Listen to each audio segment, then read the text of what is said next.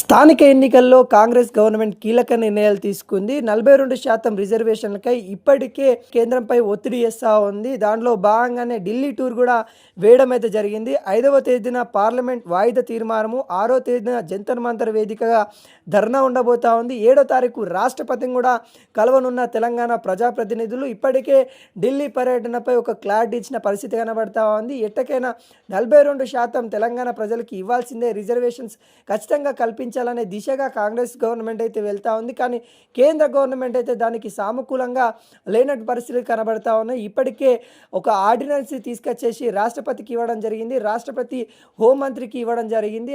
ఆ విధంగా కేంద్ర గవర్నమెంట్ కూడా జరుపుకుంటూ వెళ్తున్న పరిస్థితి కనబడతా ఉంది. అక్కడ కూడా ఎటువంటి రిప్లై కూడా రాని పరిస్థితి కనబడతా ఉంది. ఈ విధంగా మరి తెలంగాణ ప్రజలకి ఖచ్చితంగా స్థానిక ఎన్నికలు త్వరలో పెట్టాలని కూడా ఆంక్ష ఉన్నప్పుడు తొందరలో స్థానిక ఎన్నికలు ఉండబోతాయని, దానికంటే ముందు 42% రిజర్వేషన్స్ ఇవ్వాలని కాంగ్రెస్ గవర్నమెంట్ ప్రయత్నాలు అయితే చేస్తూ ఉన్నాయి. దాంట్లో భాగంగానే ఢిల్లీకి వెళ్తా ఉన్నారు. ఢిల్లీలో కూడా దీనికి సంబంధించి రిజర్వేషన్కి సంబంధించి కూడా 42% అవ్వకుంటే పాత రిజర్వేషన్స్తోనే ముందుకెళ్లే పరిస్థితి అయితే కనబడుతుంది. ఇది ఒక బిగ్ బ్రేకింగ్ అని కూడా చెప్పుకోవచ్చు.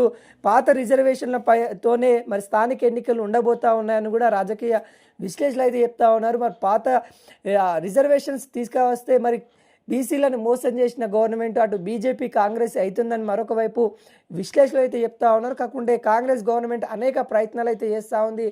రాని ఎడల 42% రిజర్వేషన్ కల్పించిన ఎడల పాత రిజర్వేషన్తో ముందుకెళ్లే పరిస్థితి కనబడతా ఉంది.